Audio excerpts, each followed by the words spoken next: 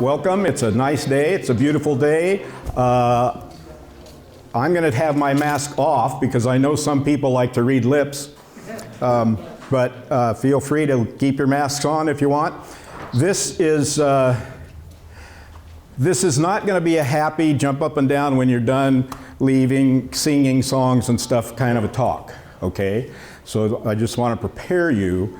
I've been doing archaeology in Lake County since 1971. That's 50 years. Those of you who don't know me, I'm the guy that got the state to buy Anderson Marsh as a state park to preserve 38 Native American cultural sites within that park area. I've been working all of these years to preserve and interpret what I can of the traditional Native American culture and the cultural sites that have been here literally for at least 20,000 years.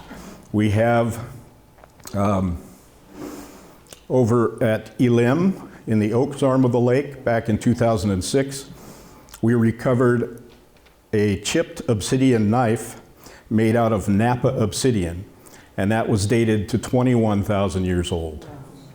We have the oldest spear points in North America, 14,500 years old.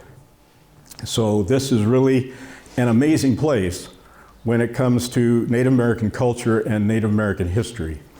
What I'm going to talk about today is not a very good episode in history of the area. And I came about doing this research because I had spent several years working with the local tribes, the local people, getting to know the culture, and every time I came across something about the Bloody Island Massacre, it seemed like it was described this way, and then it was described that way, and it was described this way, and I wanted to find out for myself as much as I could about it so that I would have a better understanding of the history that the Native American community had gone through, as well as the ranching community that was here. When I started digging through the published and unpublished references, it was like opening a can of worms. I discovered a massacre that happened years before the Bloody Island Massacre that most people aren't even aware of. I'll be talking about that. This talk, I'm going to start with the Kelsey Brothers in Missouri and what they were doing back there, how they came out here, what was going on here at the time with the Native American culture, what was going on here at the time with the Mexicans. This was part of Mexico at the time, and bring us all the way up to the 1950s, actually. So I will be going off on tangents. I'll be talking for maybe an hour, maybe more. Just kind of depends. And we can have questions at the end if you'd like. So, yeah. I'm an archaeologist. I like to deal with facts. If it's on the ground and in the ground, that's a fact. Anyway, I like to deal with facts. That's what scientists do. And when I read history, I always try to keep in mind that it's someone's story. It's not what actually happened. It's what somebody thinks happened, and they wrote down what their perspective was of what happened based on their own biases and their own background. So I like to use the word his story. So history is not what actually happened. Keep that in mind. History is his story of what happened. Don't forget her story. And yeah, okay, whatever. Herstory is not a word in the dictionary, but so in my 40 years of research, 50 now actually, I've never seen as many different versions of a story as what I'm about to show you during this talk. Don't kill the messenger, okay? I'm only repeating what others have written. This is a list of the references that I used. The ones that are in yellow are researchers' accounts of what happened. The ones in blue are pioneer accounts of what happened. The ones in white are Native American accounts of what happened. We're going to go through all of them. But we're going to start in Missouri and Kentucky. Sam and Susan Kelsey gave birth to Andrew Kelsey. In 1821, he had two brothers, Benjamin and Sam, and they moved to Missouri. David was born in the 1930s. Ben, Sam, Andrew Kelsey illegally were trying to secure preemption to land claims of their neighbors in Hoffman Bend, Missouri. Now, back in those days, there was this squatters' rights kind of legislation. If you squatted on somebody's land, after enough time, you could actually apply to get the patent for that land. That's what these guys were doing. People already had this land. They were going on their property, squatting, and then trying to get it away from them. Anyway, they were invited to leave, so they moved upriver. Sam Kelsey was indicted for assault with intent to kill by the state of Missouri. After defaulting on his first court date, he later appeared and moved to squash the indictment, and the court agreed. Andrew Kelsey and Charles Beale were sued for trying to secure preemptive land rights of their neighbors in Henry County, Missouri. So you see a pattern. Let me back that up. Ooh. Meanwhile, in Lake County, the 10 Native American communities and political centers around the lake were busy living as they had for several thousand years. Their shell bead, money economy, fowling, hunting, grain, and acorn processing were serving them well.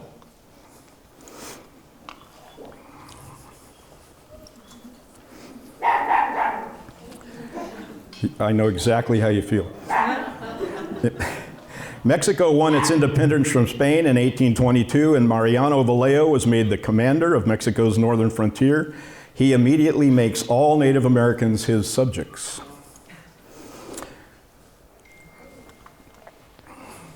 He was the commandant of the San Francisco Presidio and was told by the Mexican governor to move his garrison to Sonoma. Mariano and his brother Salvador moved to Sonoma, married sisters, befriended the Suisun Indians, and had them build La Casa Grande. 1834. 1839, Vallejo builds a log home and corral in Big Valley, just north of where Kelseyville is right now. He ran cattle in the valley with a Mexican mayordomo and 10 pomo vaqueros. The valley was soon overrun with Vallejo's cattle that mostly went wild. In 1842, George Simpson visits General Vallejo and describes his treatment of Indians. About 300 in number are badly clothed, badly lodged, and badly fed. They vegetate rather than live. Meanwhile, the Kelsey brothers have decided to move west. I guess they're getting kicked out of Missouri altogether. Ben, Samuel, David, and Andy Kelsey joined the Bidwell-Bartleson wagon train to California. Though the Oregon Trail had been established, this was the first overland trip from Independence, Missouri to California directly. Ben is traveling with his wife and child, Sam with his wife and 5 children, and David is with his wife.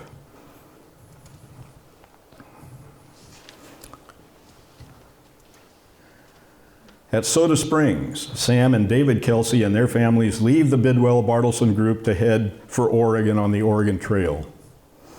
Andy, Ben, and wife Nancy remain with Bidwell to California.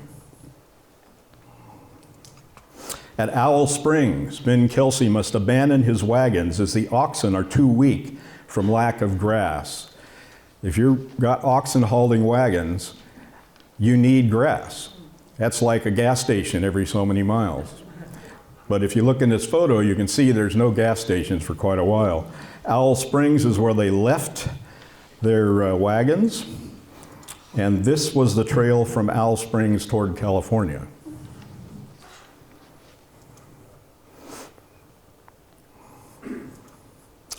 After the 170-day trek, the Bidwell party arrived barefoot and hungry at the John Marsh Rancho near San Francisco Bay.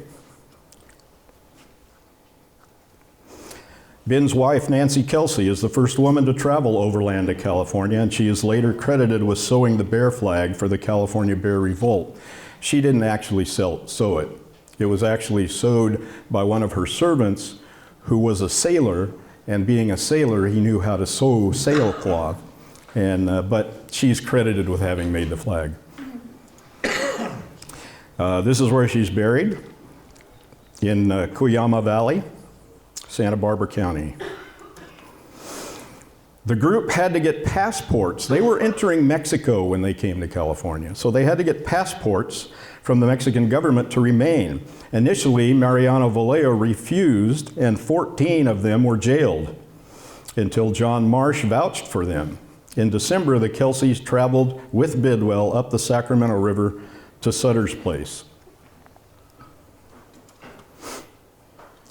Sutter's treatment.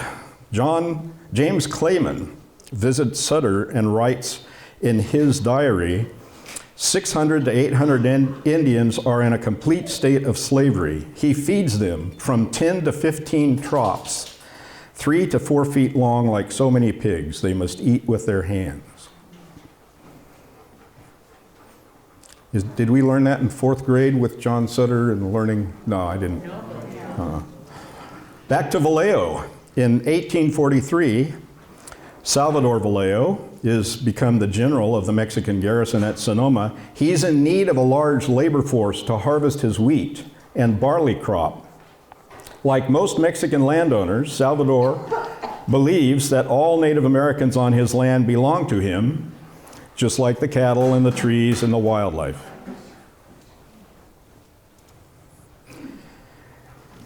So in 1843, he leads a group of 80 ranchers into Lake County to round up Indians to work at the Sonoma Rancho to help him get his crop. They trade with the Khoi on Indian Island at the south end of the lake. The Khoi chief joins them as an interpreter.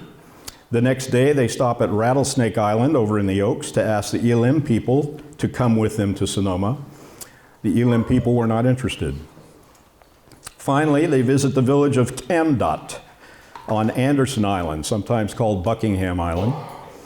And when the villagers refused to leave to go to Sonoma, they killed the chief and set the village dance house on fire with most of the villagers inside. This map actually shows their route.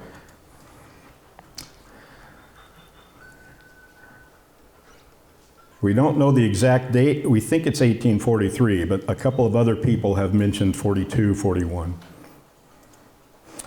This is actually from the diary of one of the fellows that was on this expedition. And I'm going to read right from it.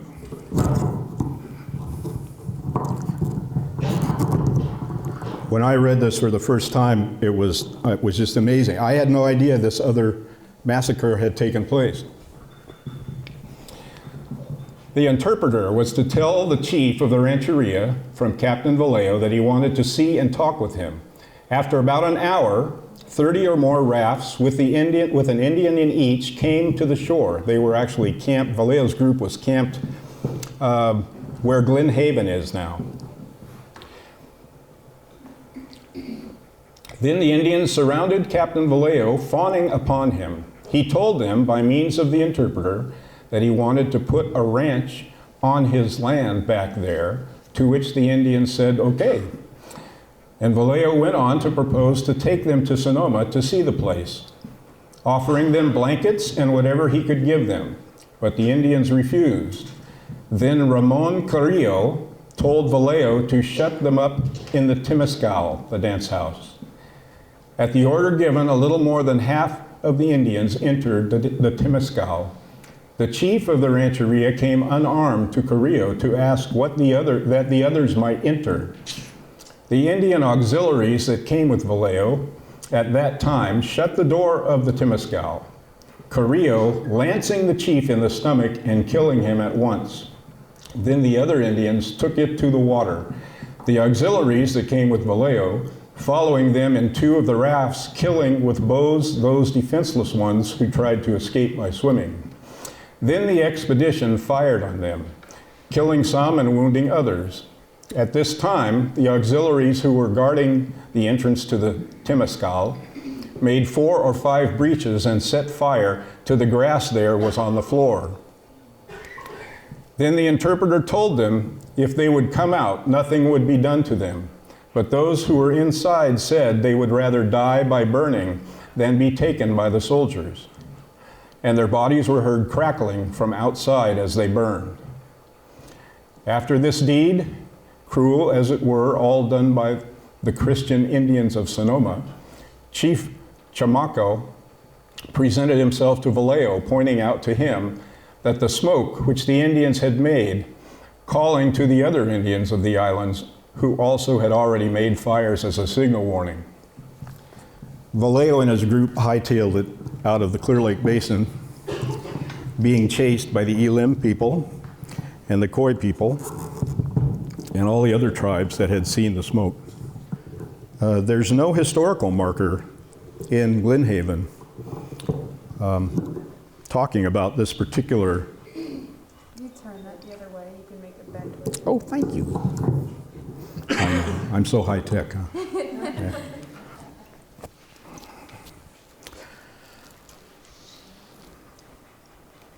Well, the Kelsey brothers decide, here they are in California, they want to go to Oregon to see the rest of their family. So Andy, Ben, and Nancy travel to Oregon where they meet up with their brothers.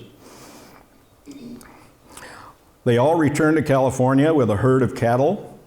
David settles at French Camp. He gets smallpox and dies in 1845.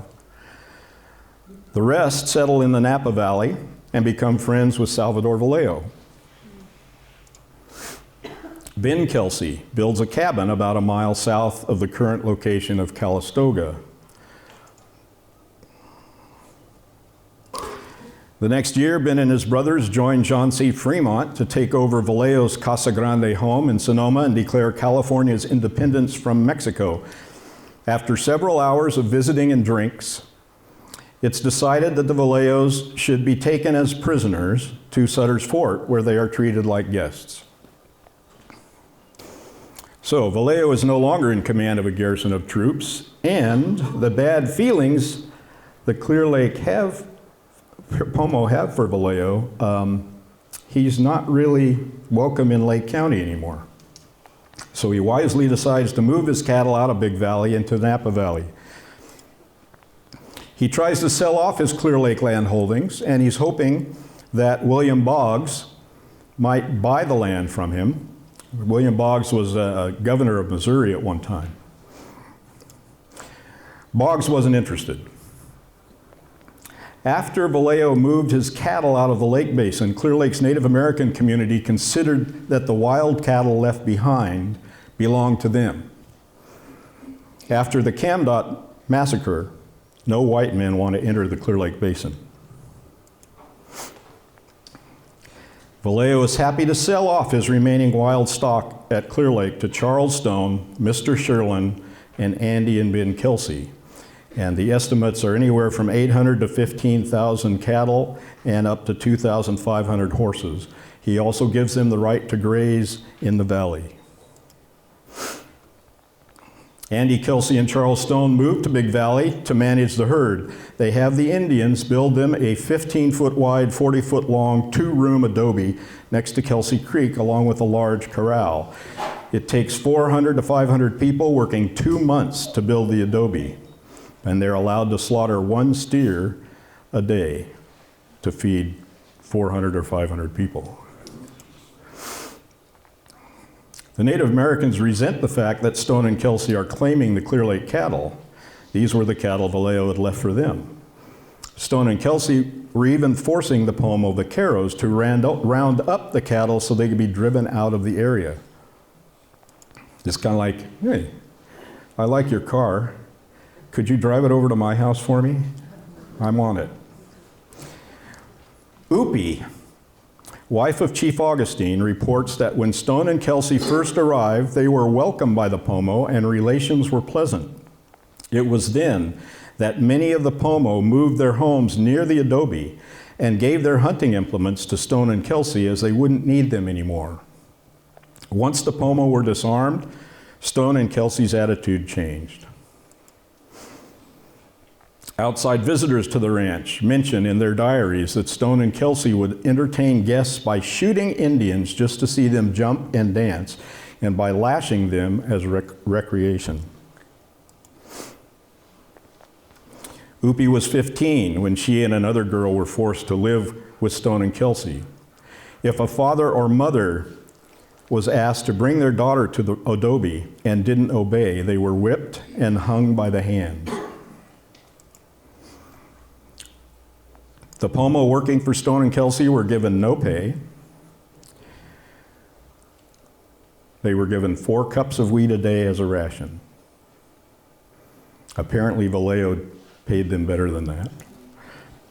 Both Pomo and white visitors report that the typical punishment for complaining about work or hunting on the ranch was to be whipped or with hands tied, hoisted off the ground by a rope over a tree limb for hours. These things occurred 2 or 3 times a week.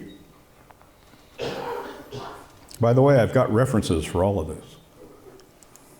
That's those little numbers at the end of the sentence. That's the reference that says this. Upi's nephew asked her for extra wheat for his starving mother. Upi gave him some, and when Stone found out, he shot the boy. One Indian worker who let a raccoon ruin some of the ranch watermelons was killed for his negligence. In 1848, the mistreated Pomo surrounded the adobe with Stone and Kelsey inside. A friendly Indian traveled to Sonoma and told Ben and Sam Kelsey, who put together a posse of 7 to confront the Pomo. After the posse broke up the siege, the Kelseys organized 144 Big Valley Pomo to fight the Scotts Valley band suspected of stealing cattle. No Pomo were found in Scotts Valley, but one was found in the Blue Lake Canyon. He was tortured and led the group to the villagers in the hills above Blue Lake. They were rounded up and marched to the Kelsey Ranch as slaves, and their village in Scotts Valley was burned. I've got a map, actually. Anybody can get this map. It's on the web. The Bureau of Land Management has images of all of the original plat maps for the area that go back to the 1850s. And we've got one from this area, and it actually has a depiction of an Indian village on it at that spot in Scotts Valley. In 1848, they took 172 Pomo from Clear Lake to Sonoma for 2 months to build adobes for Vallejo. Chief Augustine, who was chief of the Big Valley Hulanapo tribe, was also taken but escaped and returned to Clear Lake. As punishment, Stone and Kelsey tied him up in a standing position in a sweat lodge for a week with only bread and water. The gold rush happened. Ben Kelsey took 26 Clear Lake Pomo on a 1-month trip to the gold fields on the Feather River. They mined a bag of gold for the Kelseys as large as a man's arm, and all returned safely and were paid a pair of overalls, a hickory shirt, and a handkerchief. Kelsey used the money to buy 1,000 head of cattle. This map actually shows Kelsey's diggings up in the Sierras, just past Folsom, Sacramento. In the fall of 1849, with a $12,000 investment by Governor Boggs, Ben Kelsey put together a second gold expedition. He picked 100 Pomo from Big Valley and took them to Sonoma for the expedition.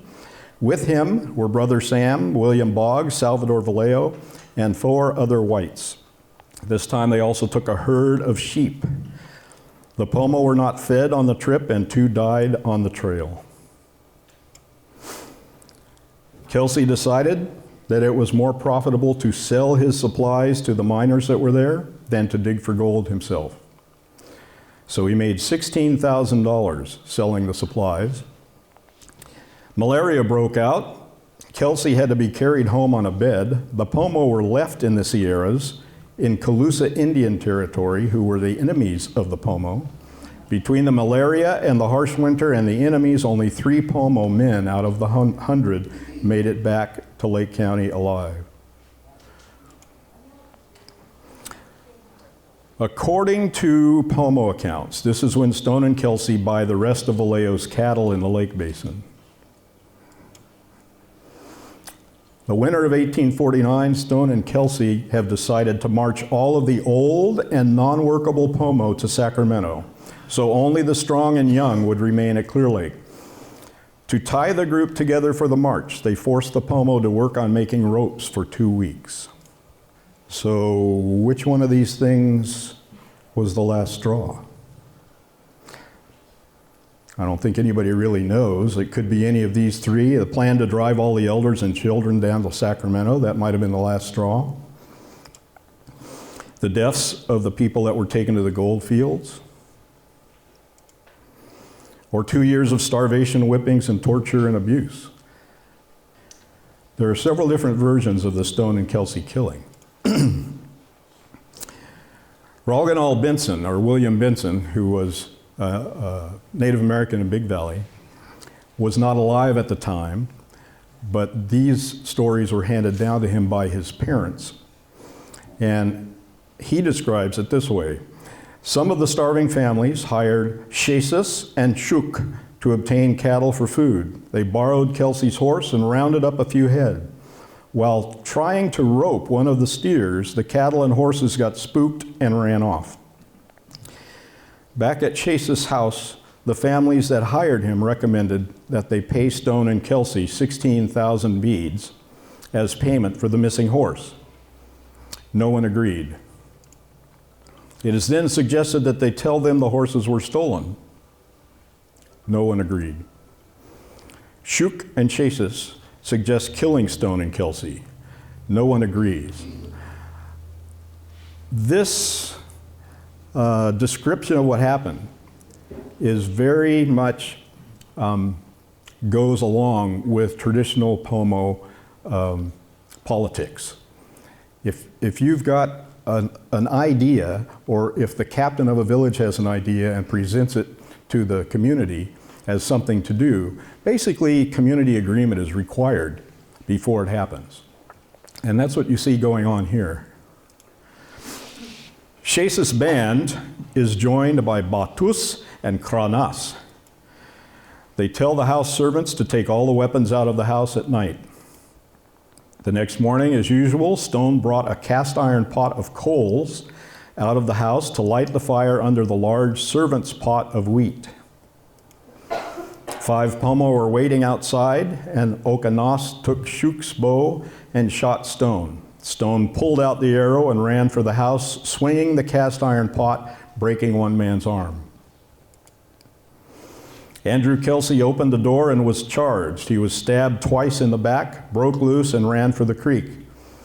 Chasis shot Kelsey in the back with an arrow. Kelsey pulled it out, dove into the creek, and swam across. On the other side, Kelsey saw Julu, who he could trust. He asked Julu to save him, but Julu said, "It is too late to save you. I will also be killed." Julu and Big Jim had Kelsey by the arms, weak from blood loss. Big Jim said to Dapitao, his wife, "This is the man who killed your son. Here's your chance for revenge." He gave her a spear, and she stabbed Kelsey in the heart. Kelsey's body was left there for the coyotes. Meanwhile, back at the adobe, Chasis and Ornas followed Stone's blood trail up the stairs and found him dead in the loft.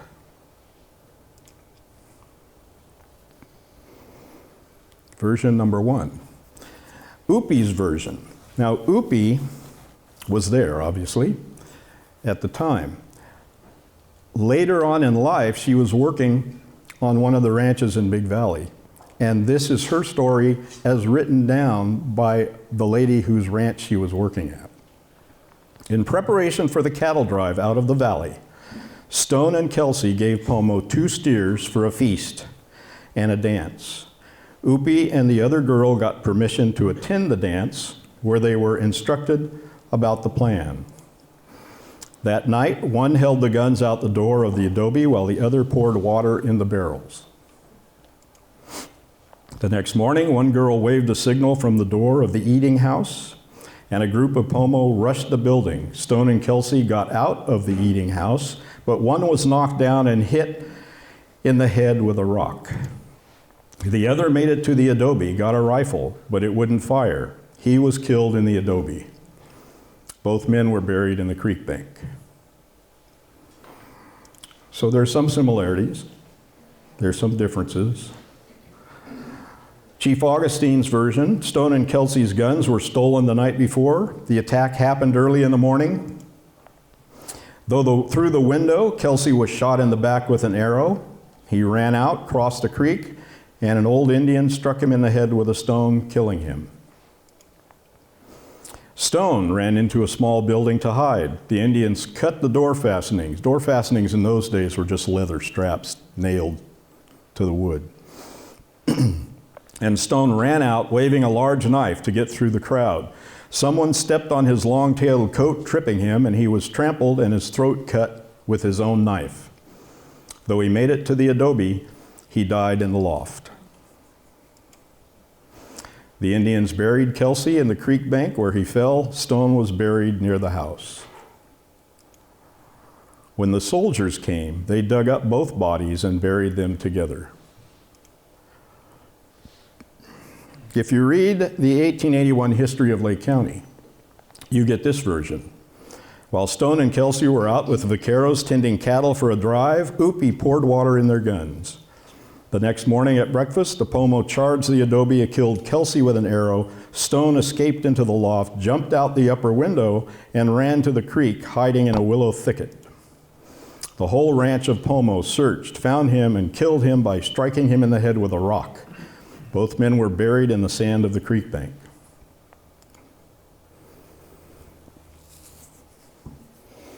Major Ed Sherman has a version. He wasn't even there. Stone and Kelsey befriended the Clear Lake Pomo and paid them well for their services as vaqueros. The Pomo had ample food and ate at the same table after their employers were done. One morning in 1850, while eating breakfast, Prieto was the chief of the Habinapo, and George treacherously murdered Stone and Kelsey by shooting them with their own rifles. William and Mary Nobles have a version. Their version is that the bodies of Stone and Kelsey were hung in a tree and shot with arrows before being taken down and buried by the soldiers. Okay, I'm an archaeologist. I like to do scientific analysis. So you have all of these different versions. So I went through all the versions and took out the things that seem to agree. Everyone seemed to agree it was a morning attack. Everyone, not everyone. Most people agree that Kelsey was shot with an arrow. Most people agree that Stone died in the loft. Some people agree that one was hit with a rock, that both were buried. And then things get a little dicey. We only have two accounts where the weapons were taken and the weapons were watered, and Kelsey was stabbed and Kelsey swam the creek. Then we only have one account where Stone was shot with an arrow, Stone was stabbed, Stone died outside, both shot with their own rifles. Kelsey left for the coyotes, and the bodies were hung and shot with arrows. So as a scientist, I would say those ones that only have a single bar, a single line, I would take with a grain of salt. I mean, we're dealing with accounts that are secondhand, some of them third-hand, some of them by people who weren't even there. The first one I like, the ones with only two people giving the account, I would say, yeah, maybe, and probably. Especially because A couple of those accounts were from Upi, the wife of the chief of the tribe, who was there in the house at the time. They expected immediate retaliation, but nothing happened. Feeling like free men once more, most of the Native Americans in Lake County returned to their old villages in Scotts Valley and Upper Lake.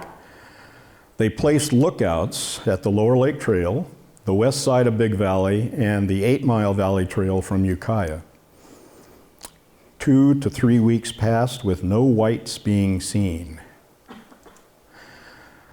Meanwhile, Sam and Ben Kelsey, down in the Napa Valley, called on the troops and then organized a group of armed settlers who rode off and murdered a large number of Indians in the lower part of the Napa Valley. They asked whites to separate their own Indian slaves from strange Indians, and the strange ones were then brutalized, shot, or burned to death by Kelsey and company. Another party of 40 to 50 armed settlers headed by Samuel Kelsey and a Mormon named Joseph Smith start near Yountville and burned and killed their way south, pausing long enough in Sonoma to announce that they would hunt and kill every Indian, male and female, found in the country. They became known as the Sonoma Raiders.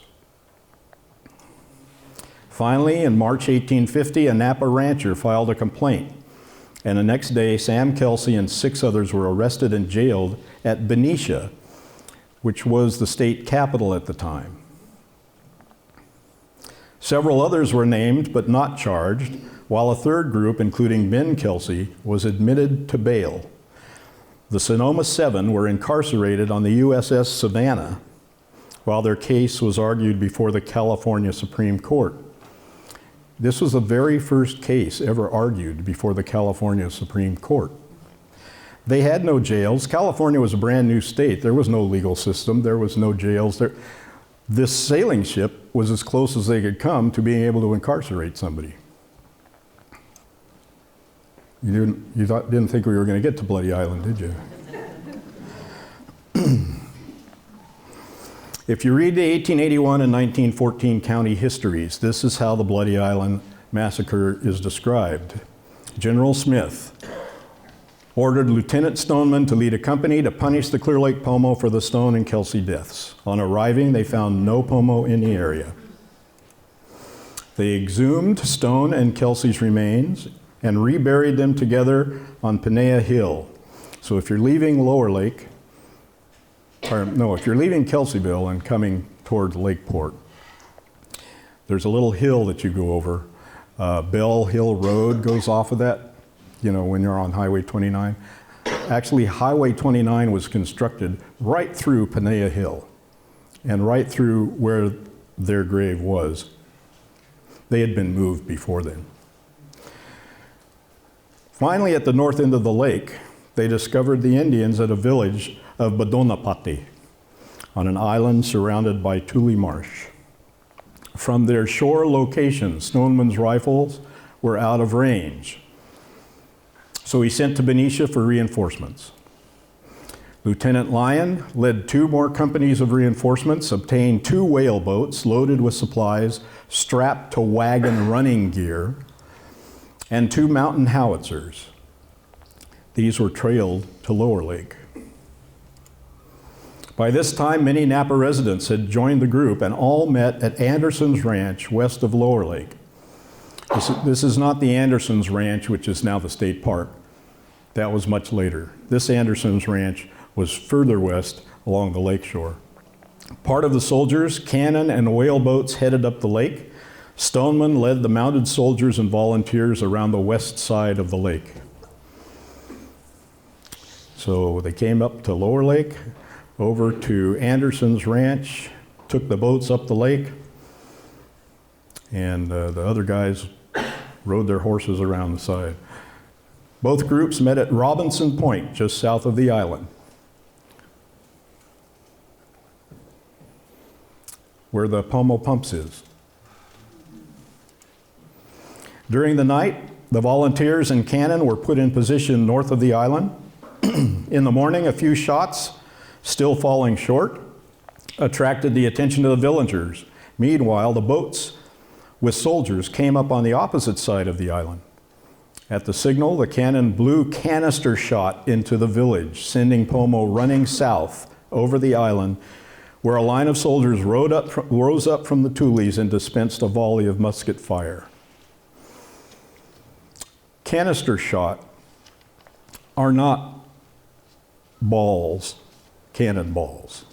Canister shot are round discs with all kinds of metal shrapnel in between them that you shove down into the barrel. So when it shoots out, that canister of stuff just flies everywhere. It's just shrapnel flying everywhere. As many as could ran into the lake, waded through the Tule, and escaped into the hills. The soldiers killed women and children, even following them into the water, shooting, stabbing, and clubbing them with their guns and oars. When finished at the island village, the military traveled up to Potter Valley and then back through the Ukiah Valley, where they attacked another village, down the Russian River to Sonoma, Santa Rosa, and then to Benicia. The expedition had taken more than a month.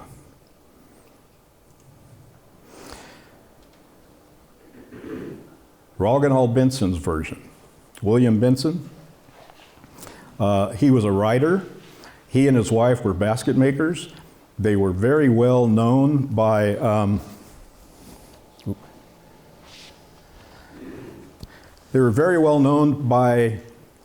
the anthropologists at Berkeley at the time.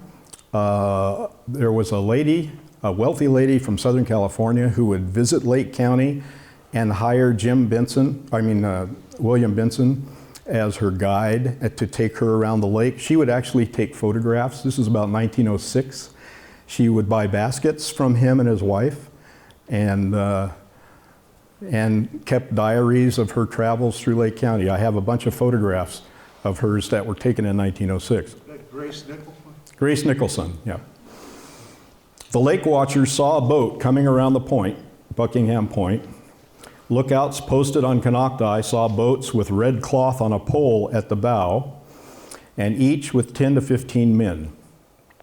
Smoke signals were given.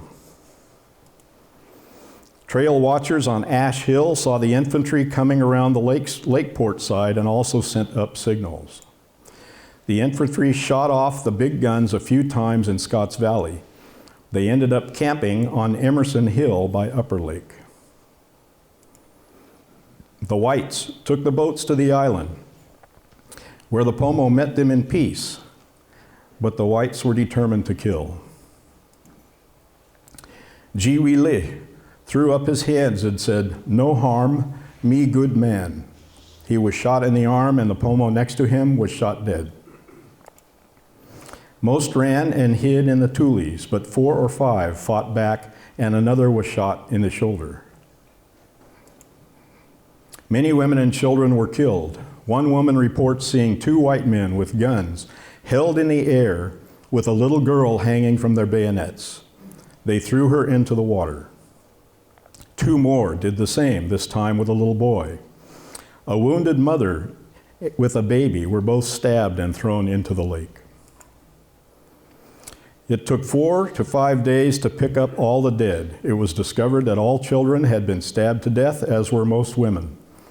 All the dead were burned on the east side of the creek, east of the island. The whites had caught a Pomo during the march through Scotts Valley. They had hung him in their camp and built a fire under him. Another was tied to a tree and burned to death. The next day, the soldiers marched to Mendocino County and camped on the Ed Howell Ranch.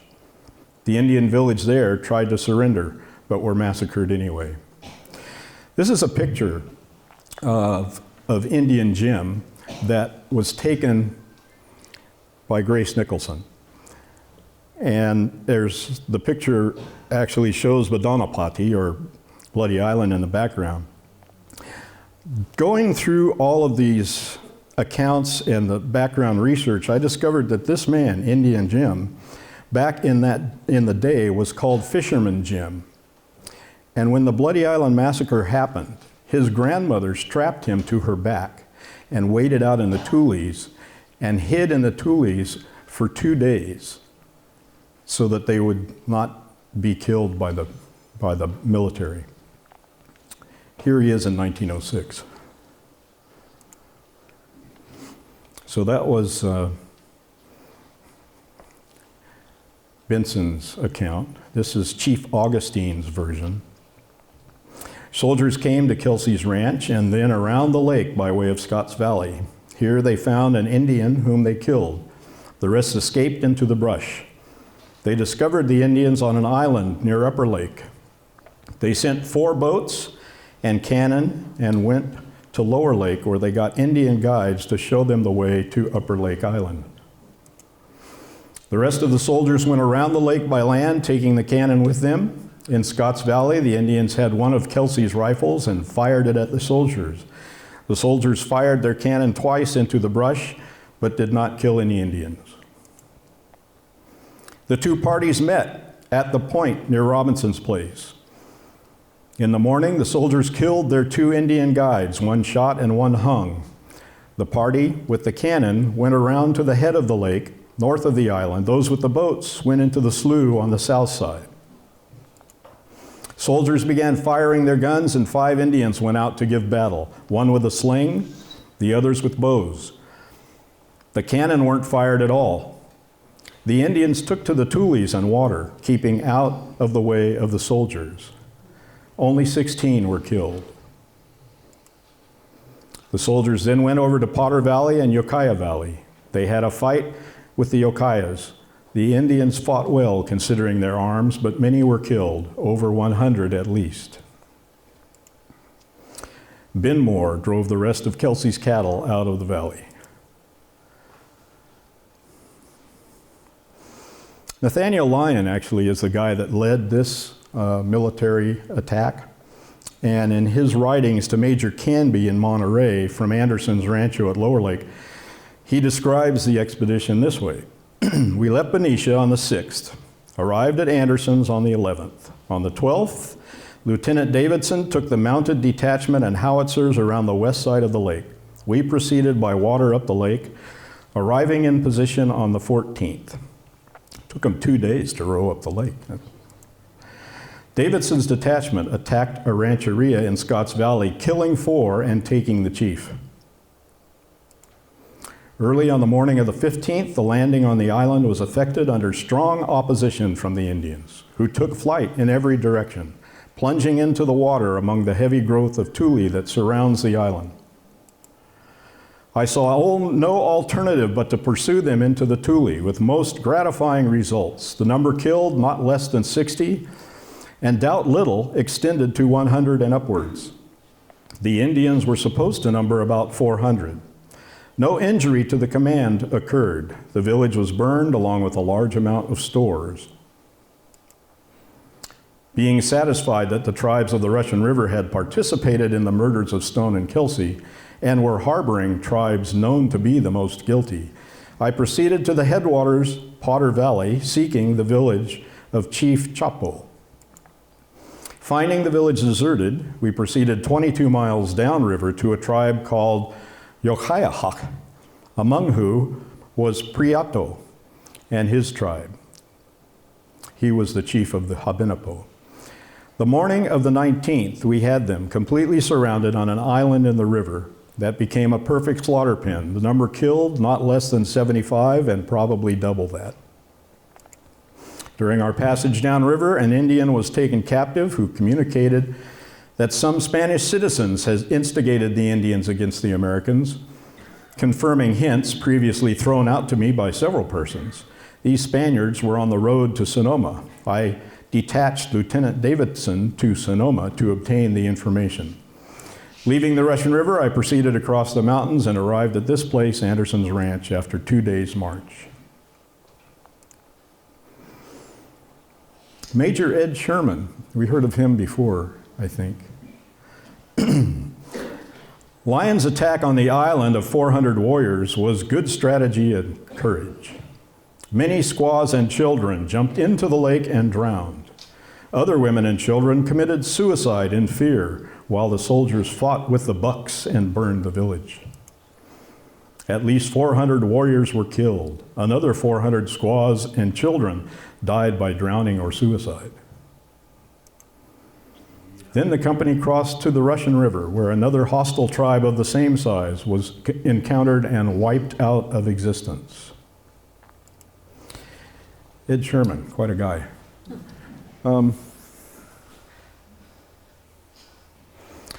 Here's a graph of the Bloody Island Massacre based on those people that had comments.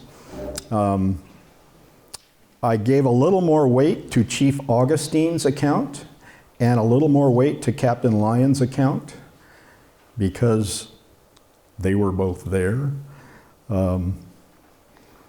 So villagers ran into the lake? Yeah, I think so. The Ukiah village fight absolutely happened. A lion came from Benicia, 2 boats and 2 cannons. They met at Anderson's. The cannon went with the mounted soldiers by land around the lake. Now, one of those guys says they went in the boats.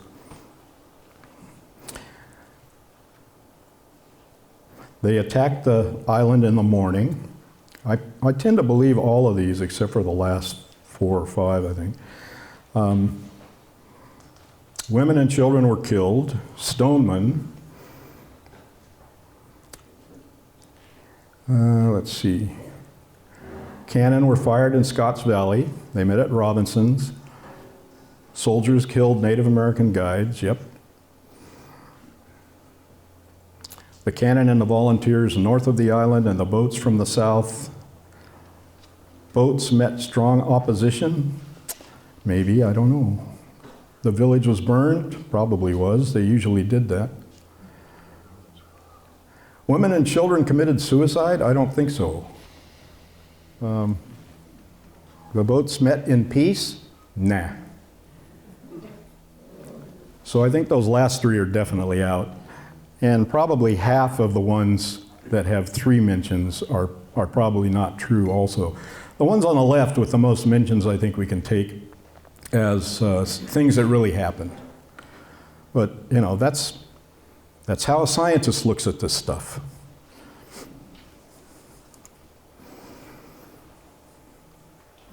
You guys want to stand and stretch for a minute? No? Okay, good. What happened to Sam and Ben Kelsey? Well, in its first ever decision, the California Supreme Court released the Sonoma 7 on $10,000 bond. They were charged with arson and murder. There was a problem. California was not yet really a state. There were no jails, the legal system, or clearly defined laws. They were to appear in Sonoma District Court and stand trial for murder. But 2 days after their release, a news article appeared for Trinity Bay, the fast-sailing schooner Ryerson. At least 3 of the Sonoma 7 jumped bail and boarded the Ryerson for Trinity Bay. Upon arriving at the newly discovered Humboldt Bay, the group formed the Union Company, established the town called Union, which later became Arcata. 10 of the 33 members of the Union Company had been implicated in the Sonoma-Napa Indian attacks, including Joseph Smith and Sam Kelsey's father-in-law. They started claiming ownership of land up and down the east coast of Humboldt Bay. Same stuff they were doing in Missouri. Within a year of their arrival, they had murdered 7 Indians and burned 2 Wiyot villages. In 1850, Ben Kelsey sold the Clear Lake stock and received $13,000 down, but the buyer never paid the balance. Ben and his wife, Nancy, and Sam traveled to Humboldt Bay overland. On the trip, Ben killed a tribal chief. Though they had impressive holdings and built fancy homes on Humboldt Bay, both Sam and Ben defaulted on their loans and lost their Arcata land. Sam moved to San Bernardino County in 1861 and formed a band of Confederate sympathizers. A warrant was issued for his arrest in 1862, and he disappeared from the historical record. Ben and Nancy moved to Mexico in 1859 and then to Texas. In 1861, while Ben was out hunting, Nancy, a neighbor woman, and their children were raided by Comanche. Though all were hiding, the Indians managed to find and scalp the 12-year-old Kelsey girl. She survived, but was considered deranged. They moved back to California, where Ben died in 1888 and Nancy Kelsey died in 1896. It turns out that in the 1850s, some teenagers decided to loot Stone and Kelsey's graves. Huh? You said 1850. Oh, sorry, 1950s. To loot, dig up Stone and Kelsey's graves to see, are they really in there? And these kids actually found them. And a neighbor discovered this, and to put them to shame, they forced the boys to carry the bones in the Kelseyville parade so that all the townsfolk could, make fun of them. It was after that it was decided that a historical marker should be made, and Henry Malden, county historian Bert Smith, had originally, they'd been buried in a 4-foot, they reburied them, and then they decided, nah, let's dig them up and put them in a safe place. So you probably recognize this monument was put in the 1950s, and underneath that obsidian monument are actually the remains of Stone and Kelsey. This monument is nowhere near where their original house was. Their house was north of Kelseyville. This is actually south west of Kelseyville.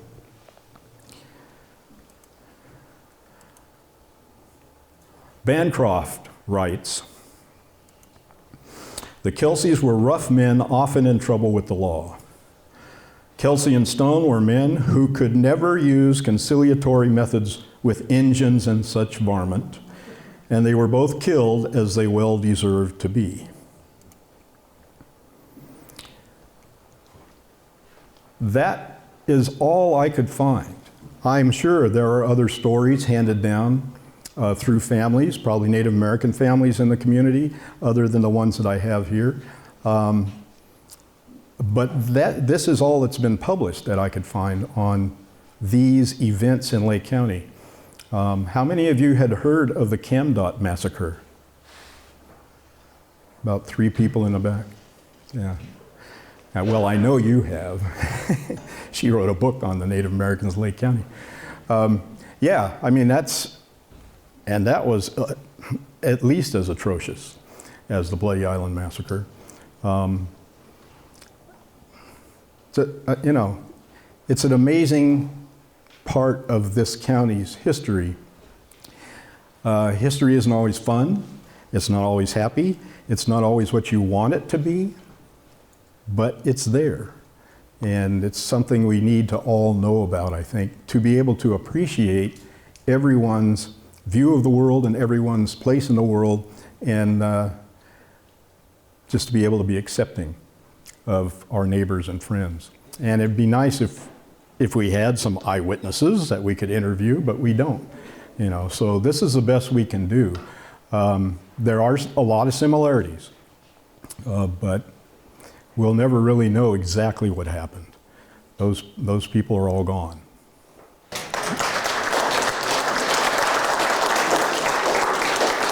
And thank you so much for coming. By doing the work that I do with the tribes around the lake, over the years I have an amazing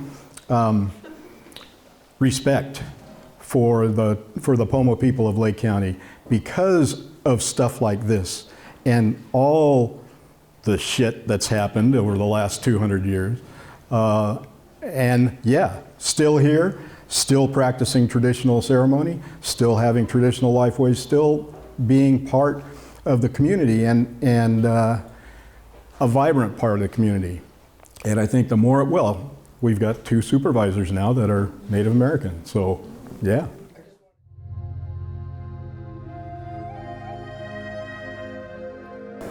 I've been doing archaeology in Lake County for 50 years, and when I first started, well, I vacationed in Lake County since I was a kid.